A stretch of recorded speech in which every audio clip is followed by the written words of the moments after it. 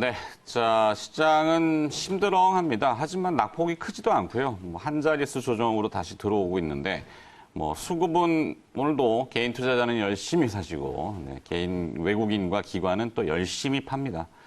지겹게 파네요. 네. 자 언젠간 팔다 안 되면 사겠죠. 네, 언제가 될지 사게 되면 무엇을 살지 지주회사들이 지금 계속 저평가인데요. 결국에는 사지 않겠나 싶어서 지주회사 한번 지주회사에 대해서 점검을 좀 해보도록 하겠습니다. 도움 말씀 받기 위해서 NH투자증권 리서치센터 김동양 지주회사 애널리스트 모셨습니다. 어서 오십시오. 네, 안녕하세요. 네. 자, 지주회사 저평가에서 벗어날 준비가 완료됐다. 이렇게 타이틀은 좋습니다. 자, 내일 당장 올지는 않을 수 있겠지만 지주회사 몇 가지 좀 점검해보죠. GS부터 가볼까요? 네. GS 실적이 사실 이제 좋지 않았습니다. 그래요? 왜요? 이제 주력 자회사가 GS 칼텍스인데 아시다시피 이제 정유 사업이 좋지 않았죠. GS 리테일도 GS로 들어가는? 맞습니다. GS 리테일은 반대로 상당히 좋았고요. 네. 근데 이제 GS 칼텍스의 영향이 클 수밖에 없었는데 이익 기여도가 가장 크기 때문이고요. GS 칼텍스의 그 손익은 일단 정유 사업 쪽에서는 정제 마진하고 생산량에 따라서 수익이 정해지고 여기에다가 보유하고 있는 원유 재고에 따른 평가 손익이 더해지는데 1분기 지금 말에 유가는 막 떨어졌지만 그 떨어지기 전에 사온 그렇죠. 물량들 비싼 가격들 네, 그거를 맞습니다. 이제 정제해가지고 또 죄송합니다. 떨어진 유가에 반영해갖고 좀 마진이 줄 수밖에 없고. 예, 그래서 1분기 말에 유가가 아주 심하게 빠졌죠. 전분기 대비해서 한 70% 가까이 빠지면서 이 재고 평가 손실만 9천억 원 정도가 발생을 했습니다. GS 칼텍스가요? 네. 그래서 지주회사인 GS 영업이익에는 마이너스 5천억 원을 기여하게 됐는데 네, 완전히 갉아먹었네. 예, 다행히도 여타 계열사들 GS 리테일을 포함해서 연결 영업이익이나 지분법 이익이 괜찮았기 때문에 GS 영업이익은 적자는 면할 수 있었습니다. 네. 칼텍스를 전망을 해보자면 유가 급락세가 일단은 진정이 되고 있어서 2분기 이후에는 글로벌 수요 부진에 따른 정제 마진은 안 좋겠지만 추가적으로 대규모의 재고 평가 손실이 발생할 가능성은 낮다고 보고 있습니다. 그렇죠. 이 코로나 이슈가 어찌 됐든 간에 지금 경제를 다시 오픈하려고 하는 움직임이 굉장히 활발하잖아요. 유가도 떨어지는데 한계가 분명히 있을 거고 저희가 이제 방송에서 자주 말씀드리지만 코로나19 관련 테마주들도 보면은 진단 키트라든지 아니면 마스크라든지 다 석유화학 제품들이 엄청 들어간단 말이에요. 네, 근본은 그렇죠. 그렇죠. 예. 유가는 오히려 크게는 못 오르더라도 지금 이제 더 이상 떨어지지 않고 약간 그런 슬로우하게 상승한다면은 GS 칼텍스도 조금 반전할 수 있고 그건 또 연결하면 GS도 조금 나아질 수 있는. 네, 맞습니다. 거기 이제 GS 리테일이 선전해주면은 바닥이네요. 예, 바닥은 잡아간 게 아닌가 싶습니다. 네. 예. 그래요. 자, 이 정유 사업 부진에도 불구하고 또 GS는 사업 포트폴리오를 다각하는데 확대 중입니까? 무슨 이슈가 있나요? 예, 이제 아무래도 지주회사이기 때문에 사업 포트폴리오 효과가 분명히 있고요. 이제 말씀드렸던 GS 칼텍스의 영업이익 기여도는 분명히 큽니다. 이제 지분 50%를 가지고 여기 지분법 이익으로 인식을 하는데 과거에는 기여도가 50% 이상이었다가 작년 기준으로 보면은 15%까지 축소가 됐습니다. 이게 이제 절대적으로 GS 칼텍스의 연간 영업이익 규모가 2조 원대에서 1조 원 이하로 이미 작년에 떨어졌기 때문에 그런 부분도 있는데 바꿔서 얘기하면 또 GS 리테일, GS 홈쇼핑 같은 유통사업, 그리고 GS EPS, GS ENR, GS 파워 좀 생소하죠. 비상장인데 민자발전 사업 계열사들 이익 확대가 계속되고 있기 때문입니다. GS 칼텍스의 이슈는 이게 이제 중장기적으로 전기차라든가 이런 것들이 들어오면 정유 수요가 감소할 거다라는 우려를 다들 하고 있고요. 그렇죠. 지금 1분기 실적에서 봤듯이 유가가 변동했을 때 실적 변동성이 워낙에 큽니다. 이제 과거에도 이런 일들이 많이 있었고요. 그래서 이런 문제들을 유통과 민자 발전 사업이 확대가 되면서 지주회사 GS의 실적 안정성을 더해주는 효과가 계속 확대가 되고 있습니다. 포트폴리오 좀 너무 이제 GS 칼텍스에 몰려있던 거를 좀 분산시키는 작업들을 하고 있군요. 예, 이게 여타 정유사들하고는 지주회사인 GS가 좀 차별화되는 점이죠. 그러네요. 눈에 띄네요. 자, GS 칼텍스 이외의 계열사들, 앞서 이제 GS 리테일 얘기를 해드렸는데, 지금 긴급 재난 지원금이 이번 주부터 신청을 받고 지급이 되잖아요. 근데 거의 이 편의점들이 수혜다. 뭐 가서 거기서 써야 되는. 그래서 GSB 이렇게 어떻게 봐야 되나. 뭐 홈쇼핑은 요즘 좀 어떤지도 궁금하기도 하고. 그 GS 리테일이 좀 돋보이고 있는데요. 1분기 예. 실적이 뭐 서프라이즈가 나왔습니다. 어마어마하게 나왔던데요. 예, 이거 이제 편의점도 좋지만 슈퍼마켓 쪽이 좀 효율화가 되면서 숫자가 잘 나온 거고요. 네. 말씀 주셨던 대로 코로나19 때문에 근거리 쇼핑이 확산이 되고 있고 분명히 편의점하고 슈퍼 쪽이 수혜를 받고 있어서 이런 부분들이 뭐 이제 실적 상승으로 앞으로도 계속 이어질 거라고 보고 있고요. 네. 민자 발전 사업도 나쁘지 않습니다. 이쪽이 굉장히 생소한데 석탄 그리고 LNG 발전을 위주로 하면서 설비 용량이 한 5기가와트 정도가 됩니다. 합치면. 네. 우리나라 전체 발전 설비에서 한 5% 정도 되니까 상당히 큰 규모이고요. 발전 사업이라는 게 실적은 상당히 안정적인 반면에 성장성은 제한적인 전형적인 유틸리티 사업인데요. 네.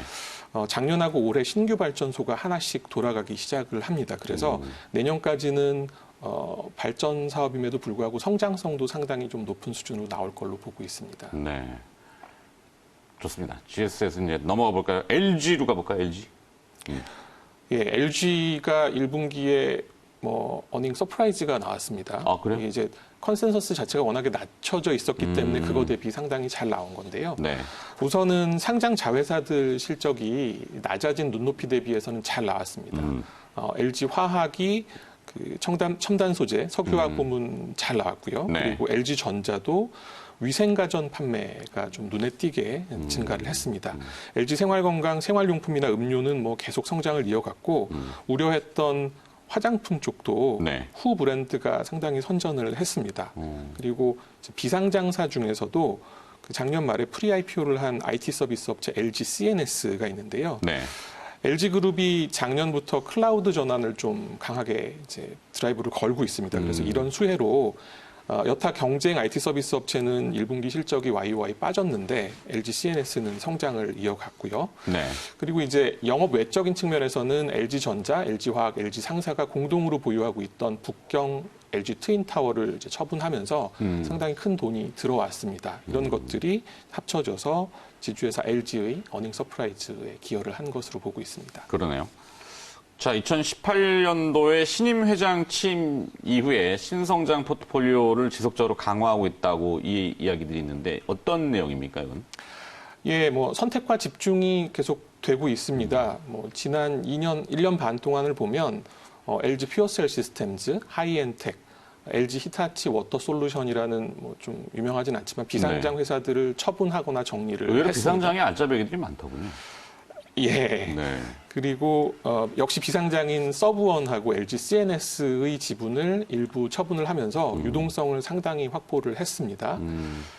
작년에 오스트리아 전장 부품 업체 GKW 인수를 이제 마무리를 했는데 요거는 사실 전임 회장 시절에 의사결정이 이루어진 것이기 때문에 신임 회장 취임 이후에는 어떤 가시적인 신성장 포트폴리오 전환으로 뭐 강화로는 아직 결과가 나오지 않았지만 네. 말씀드린 대로 유동성이 지금 뭐 거의 넘치도록 확보가 된 상황이기 때문에 또 그리고 지금 시장 상황이 코로나19 이후에 기업 매물이 상당히 나올 가능성이 높다고 그쵸. 보고 있어서 네.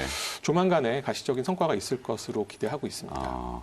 그 얘기 어제 들었어요. 그 하반기에는 알짜 기업들의 매물이 많이 나와서 어마어마한 M&A 시장이 열릴 것이다.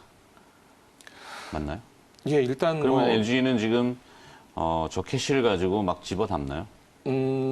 상당히 보수적인 성향을 보여오긴 했는데 네. 뭐 이제 새로운 회장 그 지휘하에서는 좀 바뀐 모습을 보이지 않을까 기대하고 있고요. 그러네요.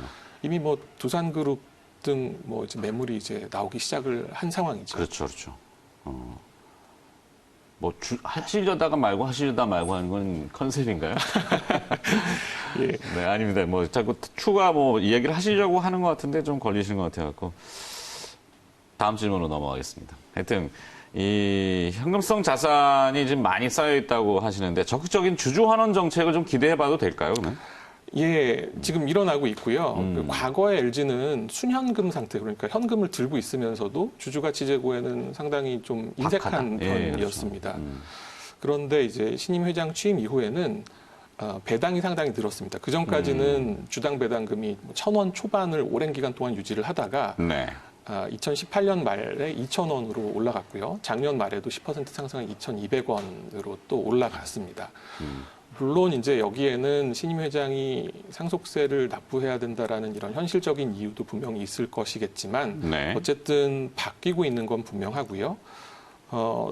작년 말 기준으로 순연금이 6,500억 원이 있었고요. 오, 맞네요. 예, 여기 1분기에 자회사들로부터 배당 수입이 6,700억이 들어왔습니다. 6,700억 원이. 그리고 4월 달에는 말씀드렸던 LG CNS 프리-IPO 자금이 1조 원이 들어왔습니다. 그러니까 배당을 주는 데는 한 4천억 원이 채 들어가지 않거든요. 네. 그러니까 주당 배당금을 지속적으로 올리는 모습, 지금 배당 성향이 별도 기준으로 60% 정도 되는데 이런 모습들은 계속 일어날 걸로 보고 있습니다. 지금 같은 저금리 상황에서 물론 연말이 좀 돼야 되고 배당이 시즌이 또 있긴 한데 그런 의미에서는 상당히 매력도가 높네요. 예, 과거에는 시장 평균 배당 수익률 2%에 채 미치지 못하는 1%대의 수익률이었다면 네. 지금은 이제 3%대, 더 나아가서는 4%대까지도 노려볼 수 있는. 계속 올라가는군요. 상향 조정으로. 예, 주당 배당금이 올라가는데 주가가 여기에서 크게 올라가지 않으면 배당 수익률은 그렇게 계산이 될 수 있겠습니다. 그렇겠네요. 네. 자, 그렇다면 대표적인 저평가주라고 평가받을 수 있겠는데요. 이 LG. 향후에 주가는 아니고, 그러네요. 추후 실적하고 주가 전망? 이것도 첨언해 주실 수 있다면. 예. 이게 이제 지주회사들은 여러 가지 자회사들의 이익과 가치가 합쳐지는 것이기 때문에 밸류에이션이 사실 쉽지는 않은데요. 네.